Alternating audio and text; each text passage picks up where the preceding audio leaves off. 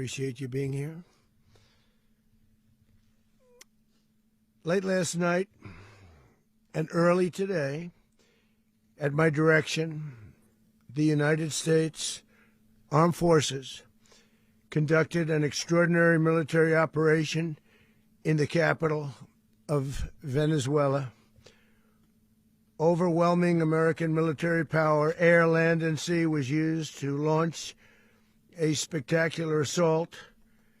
And it was an assault like people have not seen since World War II.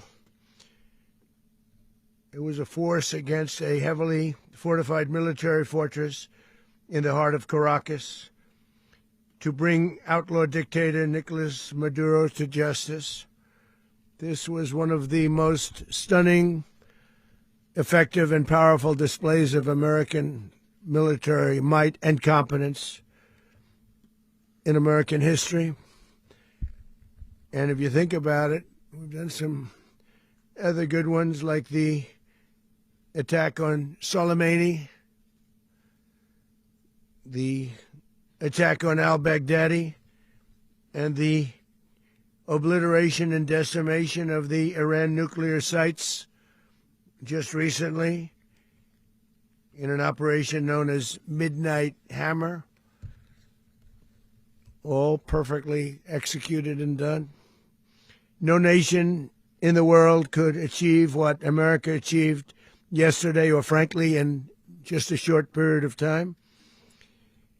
All Venezuelan military capacities were rendered powerless as the men and women of our military, working with U.S. law enforcement, successfully captured Maduro in the dead of night.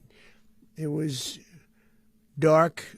The lights of Caracas were largely turned off due to a certain expertise that we have. It was dark and it was deadly. But captured along with his wife,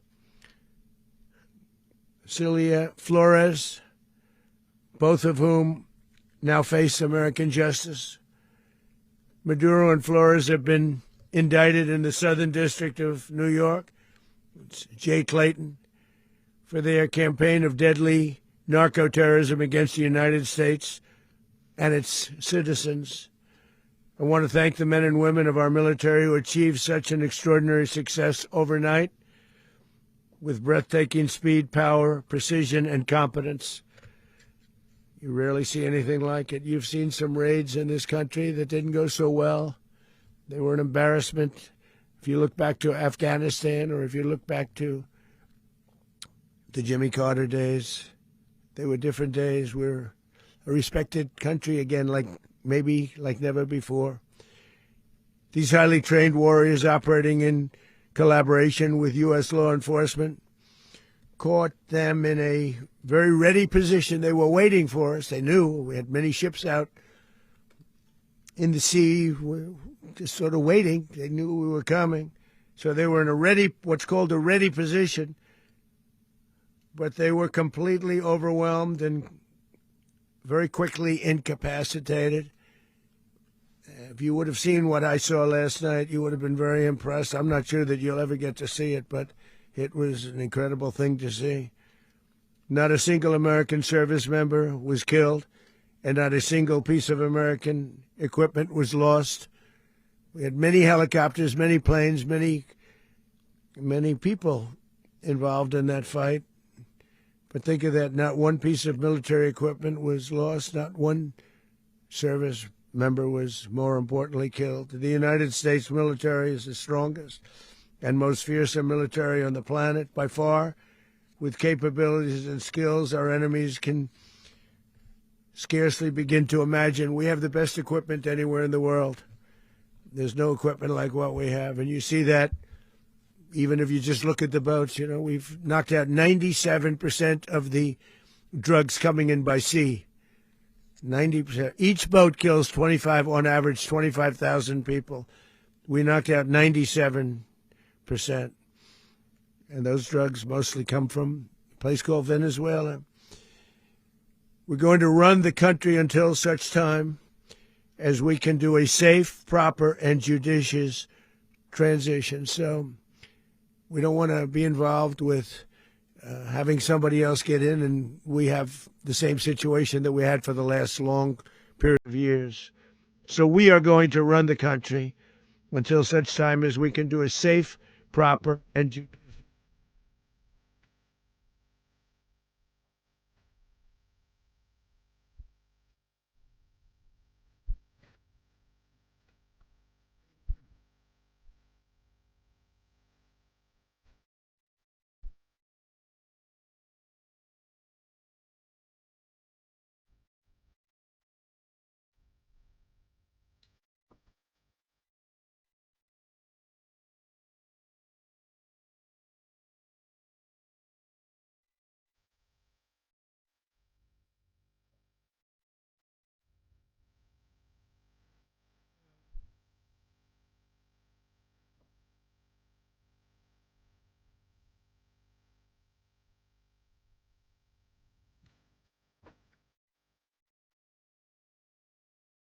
can take place. So we're going to stay until such time as we're going to run it, essentially, until such time as a proper transition can take place. As everyone knows, the oil business in Venezuela has been a bust, a total bust, for a long period of time. They were pumping almost nothing by comparison to what they could have been pumping and what could have taken place. We're going to have our very large United States oil companies, the biggest anywhere in the world, go in, spend billions of dollars, fix the badly broken infrastructure, the oil infrastructure, and start making money for the country. And we are ready to stage a second and much larger attack if we need to do so. So we were prepared to do a second wave if we needed to do so. We actually assumed that a second wave would be necessary, but now it's probably not. The first wave, if you'd like to call it that, the first attack was so successful, we probably don't have to do a second, but we're prepared to do a second wave, a much bigger wave, actually. This was pinpoint, but we have a much bigger wave that probably won't have to do. This partnership of Venezuela with the United States of America, a country that everybody wants to be involved with because of what we were able to do and accomplish, will make the people of Venezuela rich, independent, and safe. And it will also make the many, many people from Venezuela that are living in the United States extremely happy. They suffered. They suffered. So much was taken from them. They're not going to suffer anymore.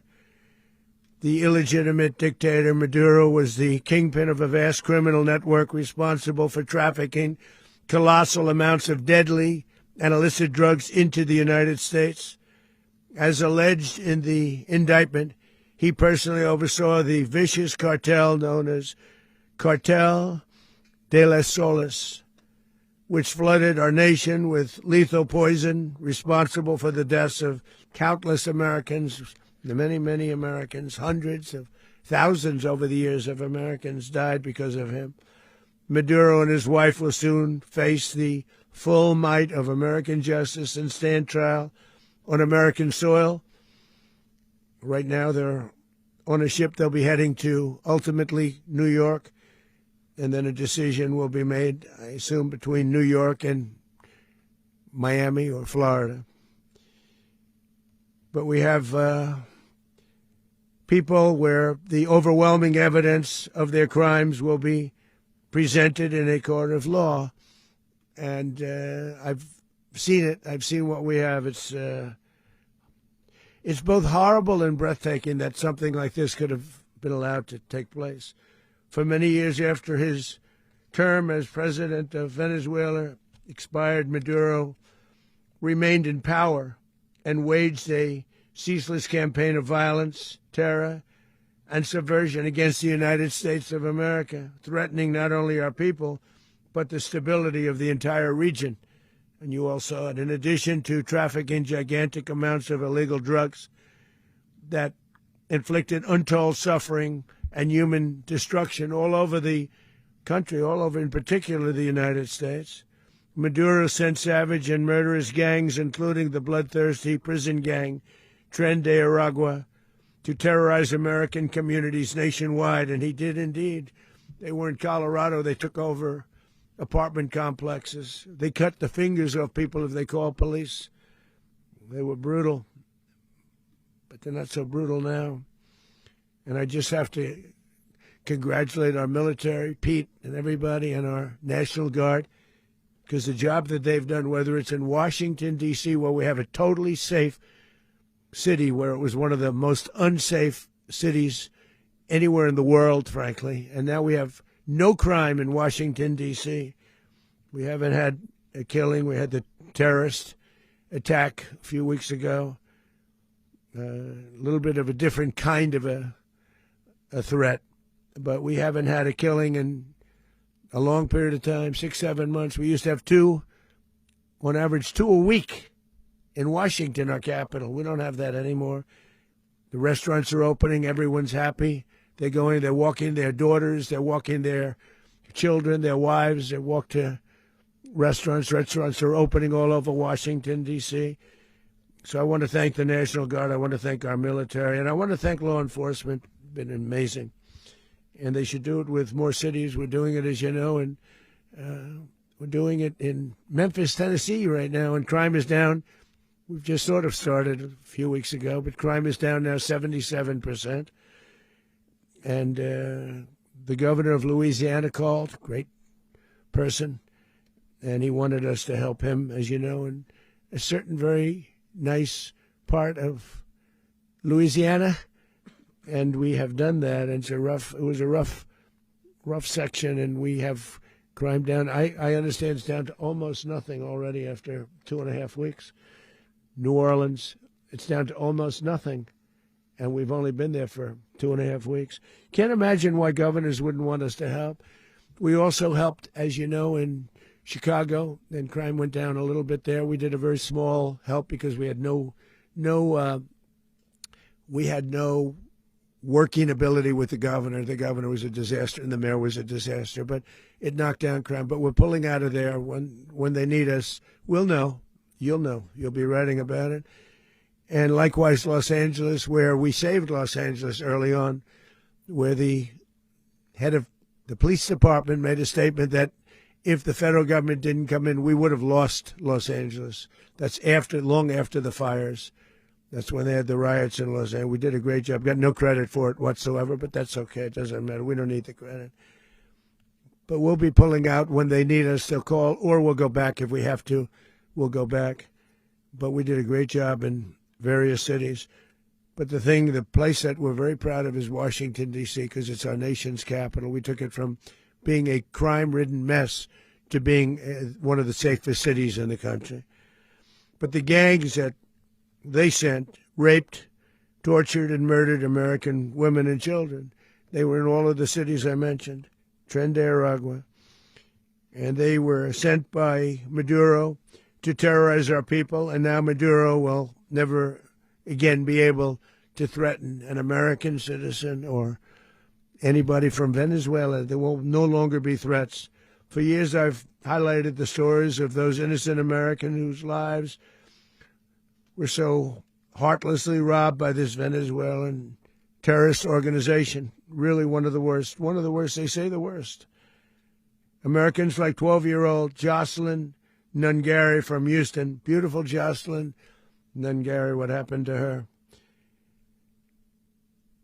They, as you know, they kidnapped, assaulted, and murdered by Tren de Aragua animals. They murdered Jocelyn and left her dead under the bridge. There was a bridge that will never be the same to so many people after seeing what happened.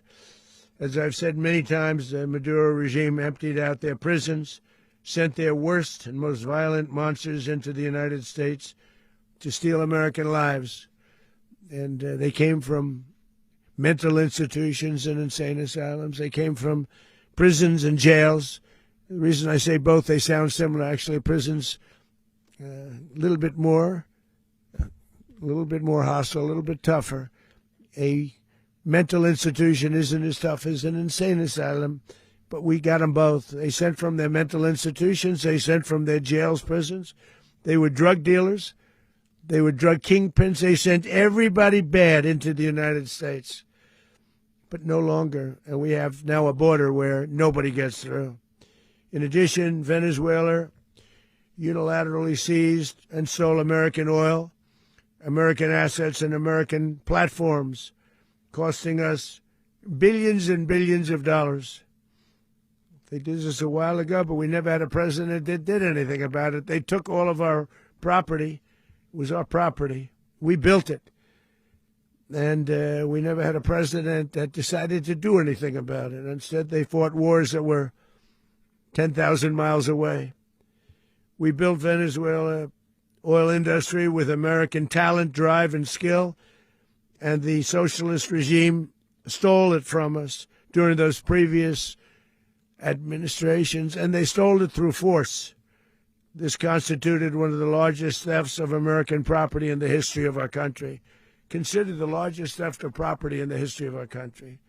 Massive oil infrastructure was taken like we were babies, and we didn't do anything about it. I would have done something about it.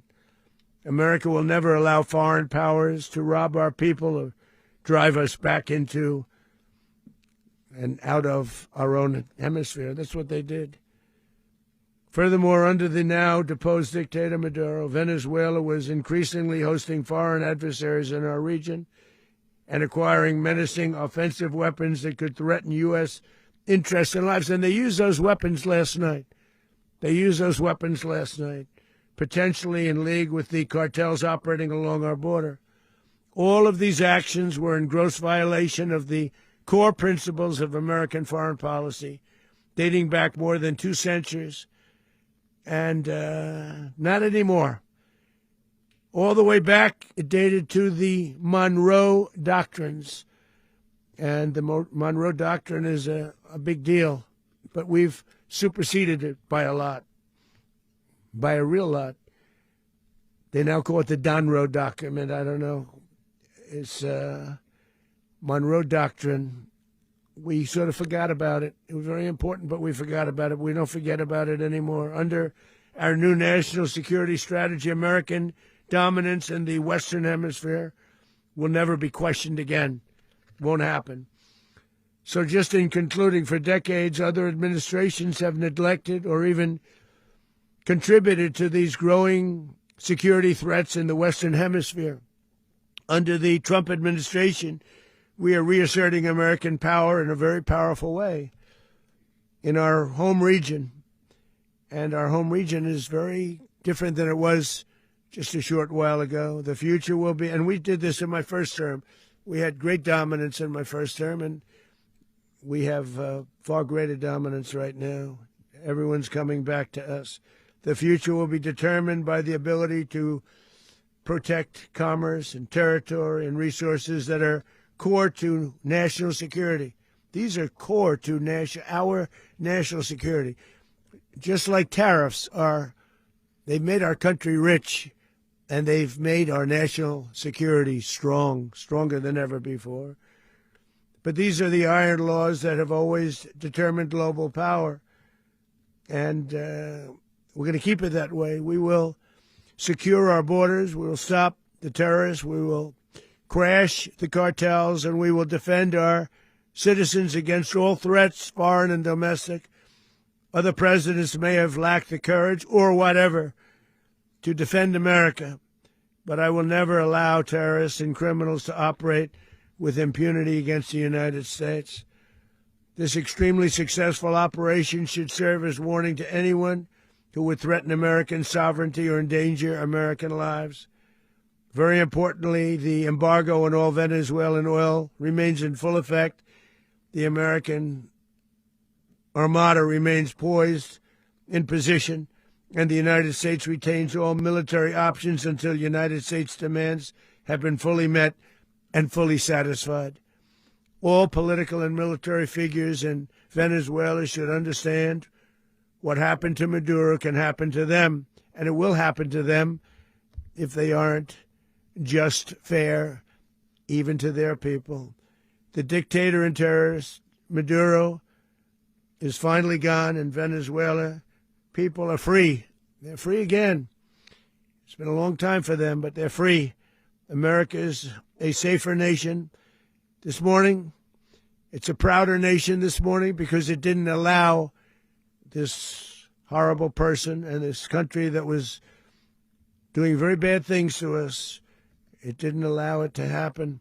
And the Western Hemisphere is right now a much safer place to be. So I want to thank everybody for being here. I want to thank General Raisin Kane. He's a fantastic man. I've worked with a lot of generals. I worked with some I didn't like. I worked with some I didn't respect. I worked with some that just weren't good.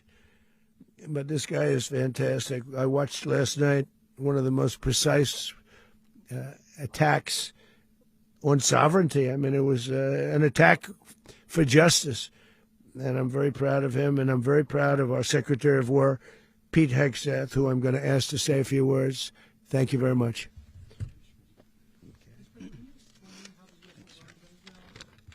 Well, thank you, Mr. President. Finally, a commander-in-chief the world respects and the American people deserve. And as the President said, words can barely capture the bravery and the power and the precision of this historic operation. A massive joint military and law enforcement raid flawlessly executed by the greatest Americans our country has to offer. American warriors are second to none, the best in the world and the best of our country. What all of us witnessed last night was sheer guts and grit, gallantry, and glory of the American warrior.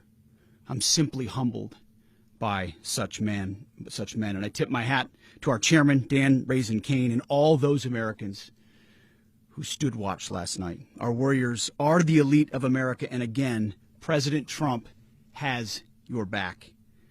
No other country on planet Earth, and it's not even close, could pull this kind of operation off. And no other president has ever shown this kind of leadership, courage, and resolve, the most powerful combination the world has ever seen. As the President said, our adversaries remain on notice. America can project our will anywhere, anytime.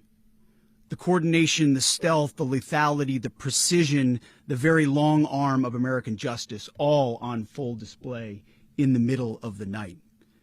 Nicolas Maduro had his chance, just like Iran had their chance, until they didn't and until he didn't.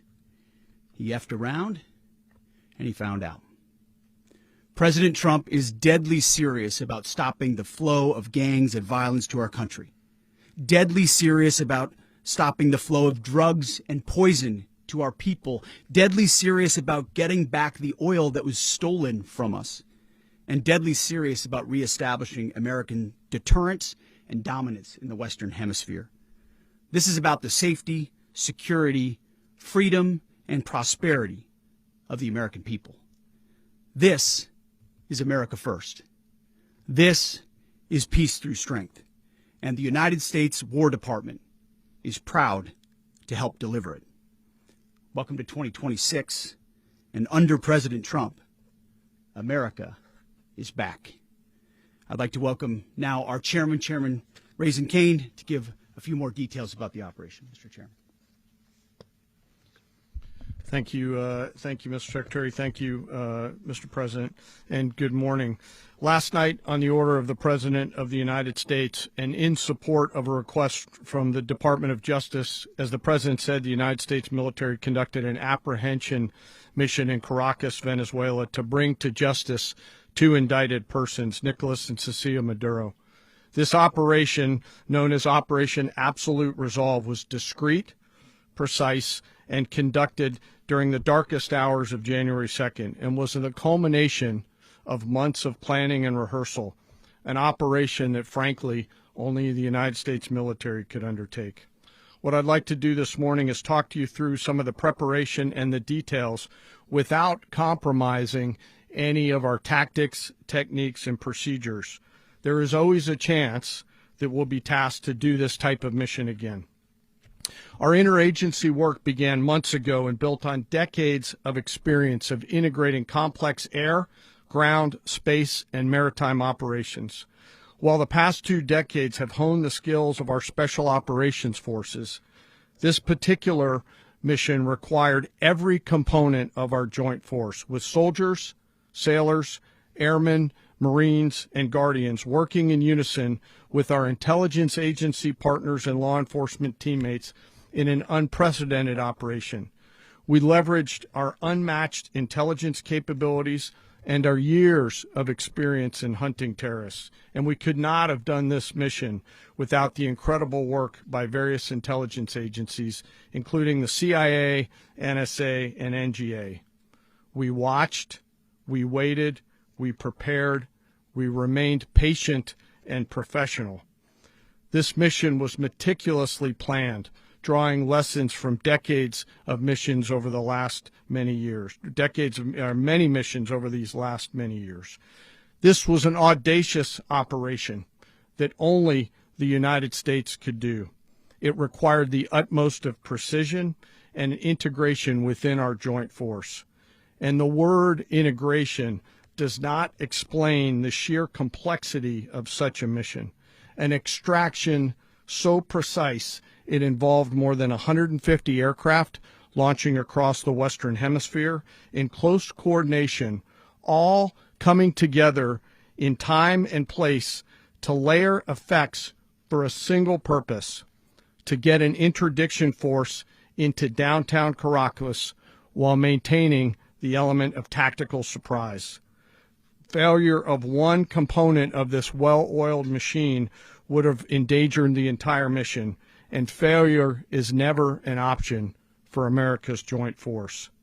Those in the air over Caracas last night were willing to give their lives for those on the ground and in the helicopters. Let me talk a little bit about the preparation. After months of work by our intelligence teammates to find Maduro and understand how he moved, where he lived, where he traveled, what he ate, what he wore, what were his pets, in early December, our force was set pending a series of aligned events. Key was choosing the right day to minimize the potential for civilian harm and maximize the element of surprise, and minimize the harm to the indicted personnel so, as the president said, they could be brought to justice. And as the president said earlier today, weather in Venezuela is always a factor this time of the year. And over the weeks through Christmas and New Year's, the men and women of the United States military sat ready, patiently waiting for the right triggers to be met and the president to order us into action. Last night, the weather broke just enough, clearing a path that only the most skilled aviators in the world could maneuver through. Ocean, mountain, low cloud ceilings, but when tasked with a mission, this organization does not quit. At 10:46 p.m. Eastern Time last night, the president ordered the United States military to move forward with this mission. He said to us, and we appreciate it, Mr. President, good luck and Godspeed. And those words were transmitted to the entire joint force. Over the course of the night, aircraft began launching from 20 different bases on land and sea across the Western Hemisphere. In total, more than 150 aircraft, bombers, fighters, intelligence, reconnaissance, surveillance, rotary wing were in the air last night. Thousands and thousands of hours of experience were airborne. Our youngest crew member was 20, and our oldest crew member was 49, and there's simply no match for American military might. As the night began, the helicopters took off with the extraction force, which included law enforcement officers, and began their flight into Venezuela at 100 feet above the water. As they approached Venezuelan shores, the United States began layering different effects provided by Spacecom, Cybercom, and other members of the interagency to create a pathway. Overhead, those forces were protected by aircraft from the United States Marines, the United States Navy, the United States Air Force, and the Air National Guard. The force included F-22s, F-35s, F-18s, EA-18s, E-2s, B-1 bombers, and other support aircraft, as well as numerous remotely piloted drones. As the force began to approach Caracas, the Joint Air Component began dismantling and disabling the air defense systems in Venezuela, employing weapons to ensure the safe passage of the helicopters into the target area. The goal of our air component is, was, and always will be to protect the helicopters and the ground force and get them to the target and get them home. As the force crossed the last point of high terrain where they'd been hiding in the clutter, we assessed that we had maintained totally the element of surprise. As the helicopter force ingressed towards the objective at low level, we arrived at Maduro's compound at 1:01 a.m. Eastern Standard Time, or 2:01 a.m. Caracas local time, and the apprehension force descended into Maduro's compound and moved with speed, precision, and discipline towards their objective and isolated the area to ensure the safety and security of the ground force while apprehending the indicted persons. On arrival into the target area, the helicopters came under fire, and they replied with that fire with overwhelming force in self-defense. One of our aircraft was hit but remained flyable, and as the President said earlier today, all of our aircraft came home, and that aircraft remained flyable during the rest of the mission. As the operation unfolded at the compound, our air and ground intelligence teams provided real-time updates to the ground force, ensuring those forces could safely navigate the complex environment without unnecessary risk. The force remained protected by overhead tactical aviation. Maduro and his wife, both indicted, gave up and were taken into custody by the Department of Justice, assisted by our incredible U.S. military with professionalism and precision, with no loss of U.S. life. After securing the indicted persons, the force began to prep for departure. Helicopters were called in to exfiltrate the extraction force, while fighter aircraft and remotely piloted aircraft provided overhead coverage and suppressive fire. There were multiple self-defense engagements as the force began to withdraw out of Venezuela. The force successfully exfiltrated and returned to their afloat launch bases, and the force was over the water at 3:29 a.m. Eastern Standard Time with indicted persons on board. And both Maduro and his wife were embarked aboard the USS Iwo Jima. In closing, what we've witnessed today is a powerful demonstration of America's joint force. We think, we develop, we train, we rehearse, we debrief, we rehearse again and again, not to get it right, but to ensure that we cannot get it wrong. Our jobs are to integrate combat power so when the order comes, we can deliver overwhelming force at the time and the place of our choosing against any foe anywhere in the world. I am immensely proud today of our joint force and filled with gratitude to represent them here today.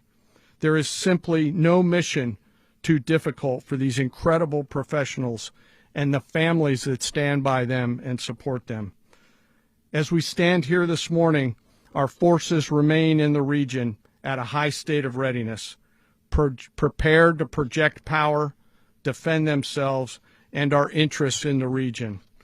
This operation is a testament to the dedication and unwavering commitment to justice and our resolve to hold accountable those who threaten peace and stability.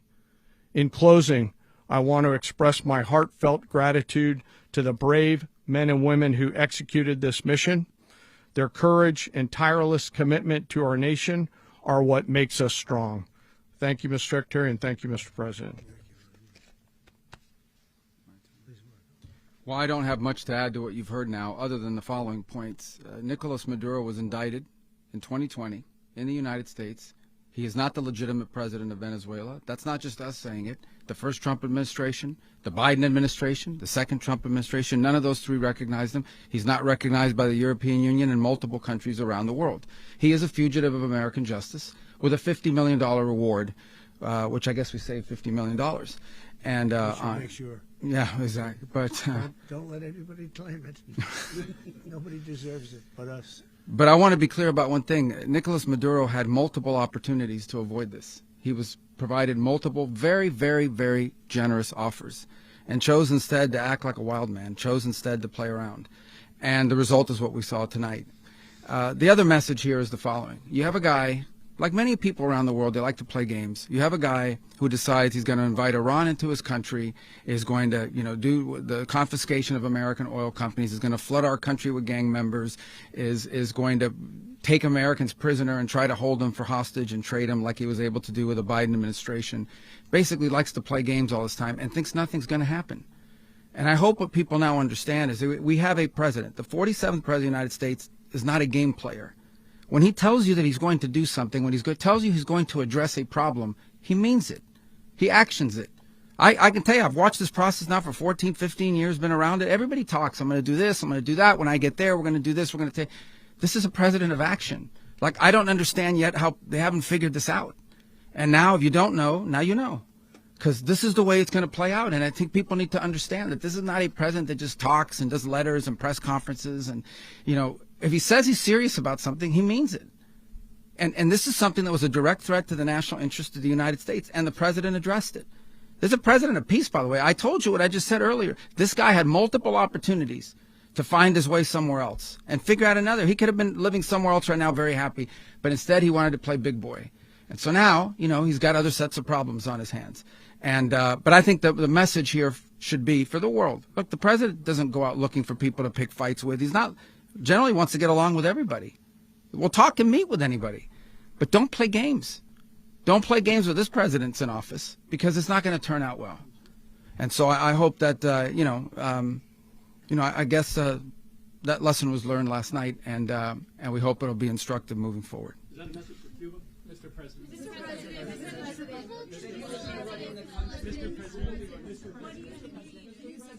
Please. Well, we're going to be running it with a group, and we're going to make sure it's run properly. We're going to rebuild the oil infrastructure, which will cost billions of dollars. It'll be paid for by the oil companies directly. They will be reimbursed for what they're doing, but that's going to be paid. And we're going to get the oil flowing the way it should be. As you know, it was just a minor flow. It was actually a minor flow for what they have. But we're going to run it properly, and we're going to make sure the people of Venezuela are taken care of. We're going to make sure the people that were forced out of Venezuela by this thug are also taken care of. President, does the U.S. running the country mean that U.S. troops will be on the ground? How will that work? Well, they always say boots on the ground. Oh, so we're not afraid of boots on the ground if we have to have. We had boots on the ground last night at a very high level, actually. We're not afraid of it. We don't mind saying it. But we're going to make sure that that country is run properly. We're not doing this in vain. This is a very dangerous attack. This is an attack that could have gone very, very badly. Could have gone very badly. We could have lost a lot of people last night. We could have lost a lot of dignity. We could have lost a lot of equipment. The equipment is less important, but we could have lost a lot. And we're going to make sure that this is proper. We're there now. We're ready to go again if we have to. We're going to run the country right. It's going to be run very judiciously, very fairly. It's going to make a lot of money. We're going to give money to the people. We're going to reimburse people that were taken advantage of. We're going to take care of everybody. It's very important. We couldn't let them get away with it. They stole our oil. We built that whole industry there, and they just took it over like we were nothing. And we had a president that decided not to do anything about it. So we did something about it. We're late, but we did something about it. Yeah, please. Mechanism by which you're going to run the country? Are you going to designate a U.S. official to coordinate? Yes, it's all being done right now. We're designating people. We're talking to people. We're designating various people, and we're going to let you know who those people are. Would run Venezuela? Well, it's largely going to be for a period of time the people that are standing right behind me. We're going to be running it. We're going to be bringing it back. It's a dead, I talk about a dead country. A year and a half ago, we were a dead country. Now we're the hottest country anywhere in the world. We're a country doing better than any country anywhere in the world. and it required leadership. Venezuela has a lot of bad people in there, a lot of bad people that shouldn't be leading. We're not going to take a chance that one of those people take over for Maduro. So you can look at, and others, we have fantastic people, including people in the military. So we're going to have a group of people running it until such time as it can be put back on track, make a lot of money for the people, and give people a great way of life, and also reimbursement for people in our country that were forced out of Venezuela. Rubio would be. You said earlier today that you weren't going to back Machado to come back and be the opposition leader in your Fox and Friends interview. And then you also mentioned the vice president of Venezuela. Are you going to work with the vice president of Venezuela, or how do you foresee the relationship going? I understand she was just sworn in, but she was, as you know, picked by Maduro. So Marco's working on that directly. He just had a conversation with her, and she's essentially willing to do what we think is necessary to make Venezuela great again. Very simple. Mr. President, Colombian President Gustavo Petro, a couple weeks ago, he said he's got to watch his ass. And today, he said he's not concerned about anything happening to him in the aftermath of this operation. So, just what your message is about that? He has cocaine mills. He has factories where he makes cocaine. And, yeah, I think I stick by my first statement. He's making cocaine. They're sending it into the United States. So he does have to watch his ass. Mr. President, did you notify any members of Congress in advance? Marco, do you want to talk about that? Because you were involved in it. Sure. We call members of Congress immediately after. This was not the kind of mission that you can do congressional notification on. It was a trigger-based mission in which conditions had to be met night after night. We watched and monitored that for a number of days. So it's just simply not the kind of mission you can call people and say, hey, we may do this at some point in the next 15 days. But it's largely a law enforcement function. Remember, at the end of the day, at its core, this was an arrest of 2 indicted fugitives of American justice, and the Department of War supported the Department of Justice in that job. Now, there are broader policy implications here, but it's just not the kind of mission that you can pre-notify because it endangers the mission. Plus, if I could add one thing to that, Congress has a tendency to leak. This would not be good. If they leaked, General, I think it would have been maybe a very different result. But I have to say, they knew we were coming at some point, We had a lot of ships out there. They sort of knew we were coming. We went through. But Congress will leak, and we don't want leakers. People to watch this all play out live. What was Maduro doing when the U.S. forces entered what I assume would be his home? And also, was there any point where the U.S. was considering if Maduro pushed back or resisted killing Maduro? It could have happened. It could have happened. He was trying to get into a safe place. The safe place is all steel. And he wasn't able to make it to the door because our guys were so fast. They went through the opposition so fast. And there was a lot of opposition. People were wondering, do we get them by surprise? Sort of surprised, but they were waiting for something. It was a lot of opposition. There was a lot of gunfire. You saw some of it today. But he was trying to get to a safe place, which wasn't safe because we would have had the door blown up in about 47 seconds, they say on average, regardless of how thick the steel was. It was a very thick door. It was a very heavy door, but he was unable to get to that door. He made it to the door. He was unable to close it. Go ahead, finish. To be in the time being right now. Do you know his exact Well, eventually, ultimately, in the near future, he's going to be brought to New York. And where is he going to be held? Where is he going to be held in New York? Do you know? That's going to be up to the officials that do these things. Mr. President, the U.S. has something of a mixed track record of ousting dictators without necessarily a plan for what comes afterwards. Not with Did me. that weigh on your decision? Well, that's when we had different presidents, but with me, that's not true. With me, we've had a perfect track record of winning. We win a lot, and we win. If you look at Soleimani, you look at al-Baghdadi, you look at the Midnight Hammer. Midnight Hammer was incredible. Right now, you wouldn't have peace in the Middle East. We have essentially peace in the Middle East because of that. If we weren't successful with Midnight Hammer, you wouldn't have peace in the Middle East. So, with me, you've had a lot of victory. You've had only victories. You've had no losses. Yeah. How long do you expect the U.S. to run Venezuela, and how soon do you want Venezuelan people to hold elections? So I'd like to do it quickly, but it takes a period of time. We're rebuilding. We have to rebuild their whole infrastructure. The infrastructure is rotted. It's actually very dangerous. It's blow-up territory. Oil is very dangerous. It's a very dangerous thing to take out of the ground. can kill a lot of people. It has killed a lot of people doing just that. The infrastructure is old. It's rotted. Much of it is stuff that we put there 25 years ago, and we're going to be replacing it. And we're going to take a lot of money out so that we can take care of the country. Yeah. Are you saying that Secretary Rubio and Mr. President, China, Russia, and Iran have interests in Venezuela. How does this operation affect your relationships with them when it comes to the oil in terms of and China drugs? and Russia, Russia when we get things straightened out. But in terms of other countries that want oil, we're in the oil business. We're going to sell it to them. We're not going to say we're not going to give it.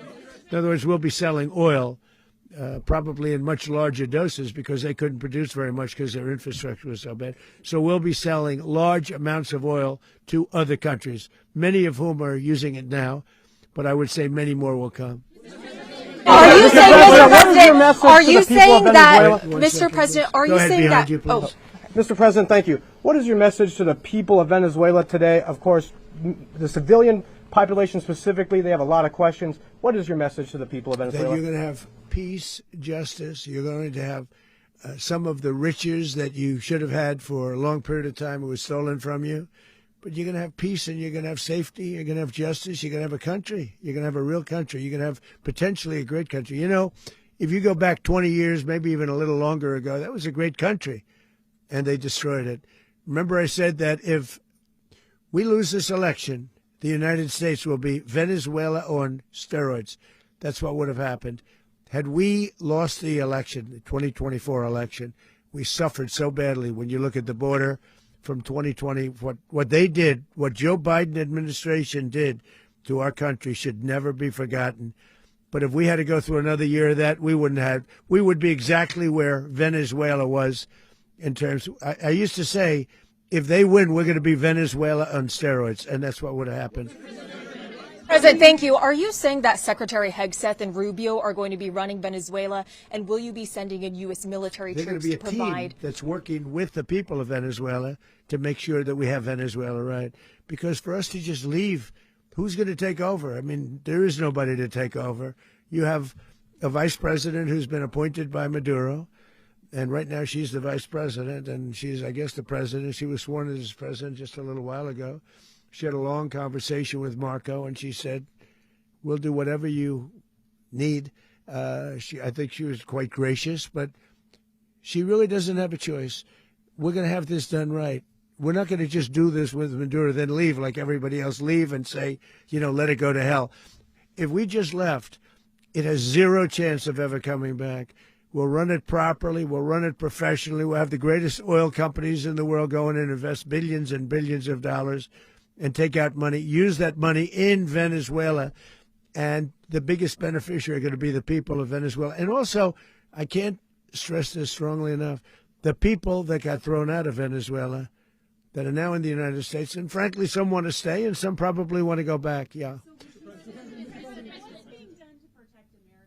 In the country, and were any of the detained Americans? Well, right now they're very protected because nobody's going to mess with us. They're very protected. The people of, and we let them know that you better not touch one of them.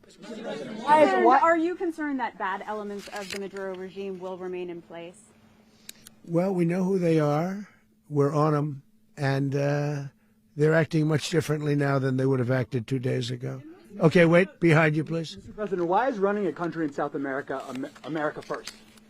Well, I think it is because we want to surround ourselves with good neighbors. We want to surround ourselves with stability. We want to surround ourselves with energy. We have tremendous energy in that country. It's very important that we protect it. We need that for ourselves. We need that for the world. And we want to make sure we can protect it. Yes, sir. Please, go ahead. Yeah, is there a message here for Cuba and Diaz-Canel? Well, Cuba is an interesting case. Cuba is, not doing very well right now. That system has not been a very good one for Cuba. The people there have suffered for many, many years. And I think Cuba is going to be something we'll end up talking about because Cuba is a failing nation right now, very badly failing nation. And we want to help the people. It's very similar in the sense that we want to help the people in Cuba, but we want to also help the people that were forced out of Cuba and living in this country. Do you want to say something about that, Marco, please? Well, I mean, I just gave you a statement a few minutes ago about when the president speaks, you should take him seriously. So suffice it to say, Cuba is a disaster. It's run by incompetent, senile men, and in some cases, not senile but incompetent nonetheless. It has no economy. It's in total collapse. And by the way, they were, all of the guards that helped protect Maduro, this is well known, their whole spy agency, all that were full of Cubans. I mean, it's amazing. This poor island took over Venezuela in some cases. One of the biggest problems the Venezuelans have is they have to declare independence from Cuba that tried to basically colonize it from a security standpoint. So, yeah, look, if I lived in Havana and I was in the government, I'd be concerned, at least a little bit. Cutting off the oil flow to Cuba from Venezuela?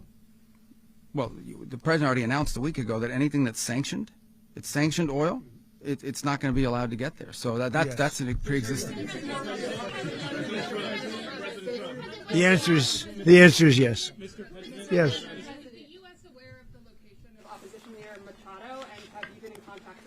No, we haven't. No, we haven't. Mr. President. Mr. President, on Monday. Oh, I think it would be very tough for her to be the leader. She doesn't have the support within or the respect within the country. She's a very nice woman, but she doesn't have the respect to be the leader. Mr. President, is it possible that the U.S. ends up administrating Venezuela for years? Well, it won't cost us anything because the money coming out of the ground is very substantial, so it's not going to cost us anything. We will. Well, we want safety there. We want to be surrounded by countries that aren't housing all of our enemies all over the world. That's what was happening, and you don't want to have that. But we're going to be rebuilding, and we're not spending money. The oil companies are going to go in. They're going to spend money. We're going to take back the oil that, frankly, we should have taken back a long time ago. A lot of money is coming out of the ground. We're going to get reimbursed for all of that. We're going to get reimbursed for everything that we spend. So it's going to be a very important. This is a very big evening that took place last night. We have to be surrounded by safe, secure countries, and we also have to have energy. Very important. We have to have energy that's real energy, not where they're getting 4% and 5% of the energy out of the ground. You take a look. It was such a disaster. So what's going to happen with Venezuela, I think, over the next period of a year, is going to be a great thing, and the people of Venezuela will be the biggest beneficiaries. Going to